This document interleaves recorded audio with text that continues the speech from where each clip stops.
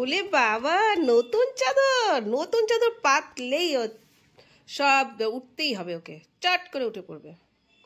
নতুন চাদর দেখলে খুব মজা লাগে, তাই না? তো যাই হোক বন্ধুরা, আজকে অনেকদিন বাদে একটা ভিডিও বানাচ্ছি। তো অনেক দিনই ভিডিও বানানো হয় না। তো প্রচণ্ড ঠান্ডা পড়েছে, এক নম্বর তো প্রচণ্ড ঠান্ডা পড়েছে, তারপর আমার ছেলেদের পরীক্ষা ছিল, সেই জন্য না ভিডিওটা ঠিক বানানো হয়নি, আর শরীরটাও খুব খারাপ হয়েছিল, ভিডিও বানানো হয়নি।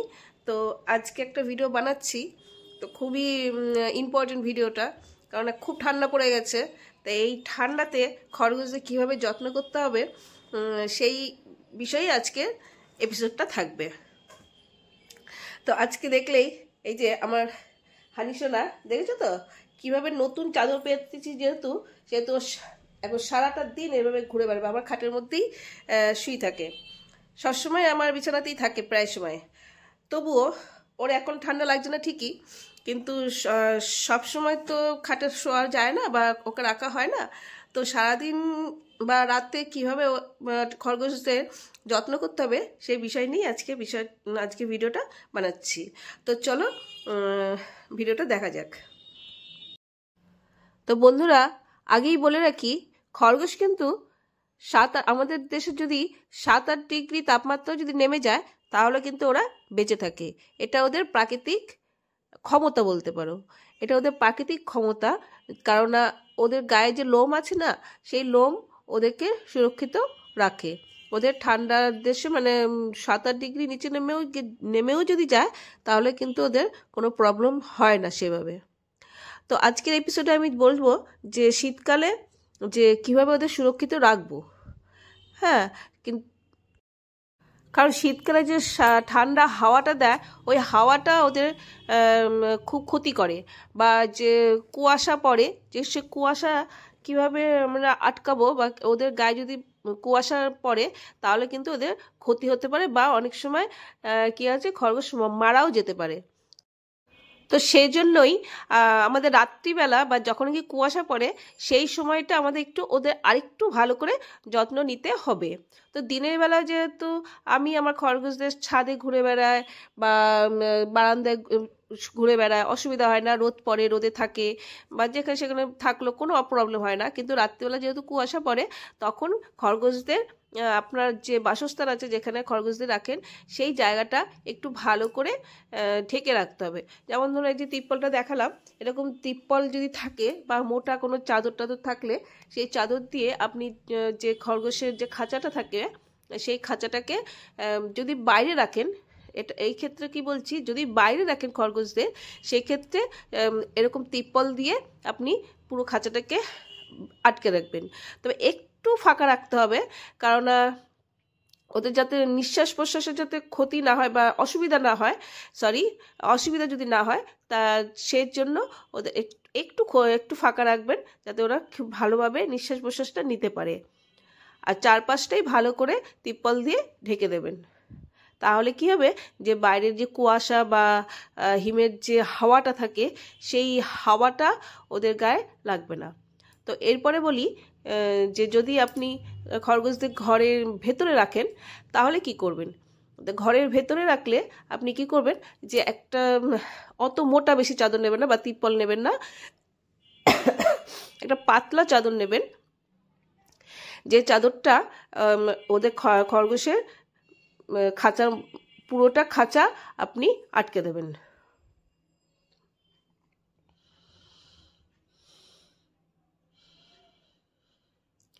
একটু পাতলা চাদরই নেবেন, যাতে বেশি মোটা চাদর নিলে ওদের আবার অসুবিধা হতে পারে।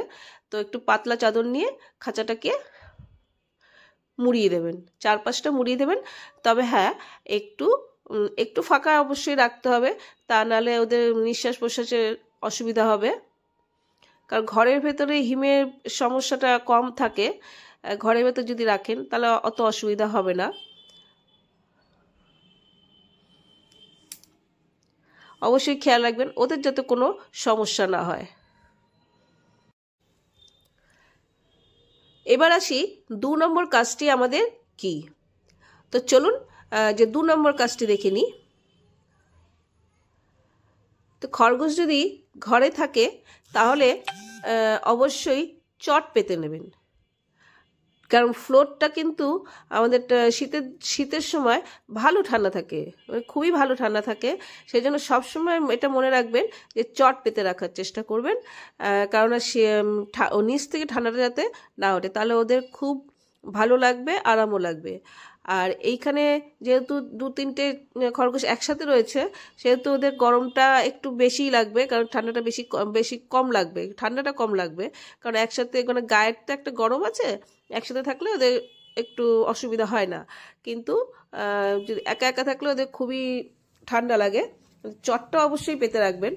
আর চট পাতাতে আর একটা সুবিধা আছে, যে ওরা প্রস্রাব বা পটি যদি করে তাহলে কিন্তু এটা সহজেই মানে ওদের চট করে ভিজে যায় না, আর ওদের ঠান্ডাটা কম লাগে।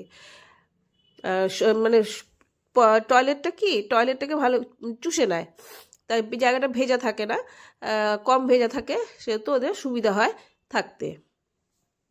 তো চটটা ইউজ করবেন, আমার মনে হয় চট খুব গরম, আর ওদেরও সুবিধা হবে, ওদেরও ভালো লাগবে। এবার আসি 3 নম্বরে। 3 নম্বর কাজটি হলো আমাদের, যে আমরা অনেক সময় আছে শীতকালে নানান রকমের শাকসবজি বাজারে কিনতে পাওয়া যায়, তো আমরা এনে এনে খরগোশদের খাইয়ে দিই। যেমন ফুলকপি, বাঁধাকপি, এগুলো ওরা খুব ভালোবাসে, ব্রোকলি, এগুলো ওরা খুব ভালোবাসে।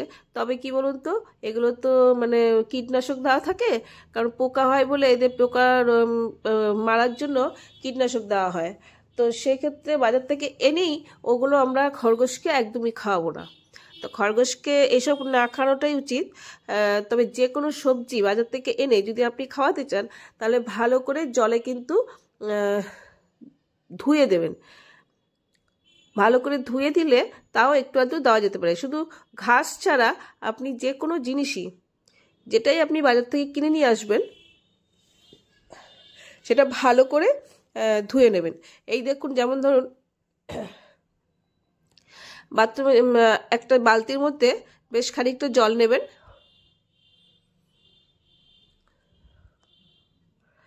জল নিয়ে সেই জলের মধ্যে যে কোনো শাকসবজি, যে শাকসবজিটাই আপনি বাজার থেকে নিয়ে আসবেন, সেই শাকসবজি জলের মধ্যে ভিজিয়ে রেখে দেবেন। যেমন দেখুন বাঁধাকপিটা ভিজিয়ে রাখবেন অনেকক্ষণ। যদি ভিজিয়ে রাখা হয় তাহলে কি হয়, ওই ওষুধগুলো বা কীটনাশকগুলো জলে ধুয়ে যায়, সেক্ষেত্রে র্যাবিটদের একটু আধটু দেওয়া যেতে পারে। তবে এগুলো অ্যাভয়েড করাই বেশি ভালো।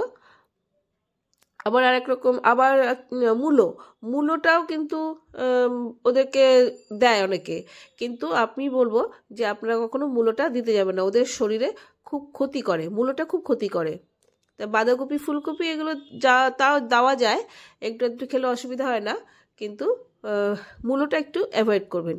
মূলো পাতাও ওরা খেতে ভালোবাসে, একটু আধটু দিতে পারেন, তো কোনো সমস্যা নেই। তো যেটাই দেবেন সেটা ভালো করে জলে ভিজিয়ে, তারপরে অনেকক্ষণ জলে ভিজিয়ে রাখলে আরও ভালো হয়, তারপরে দেবেন। তো আশা করি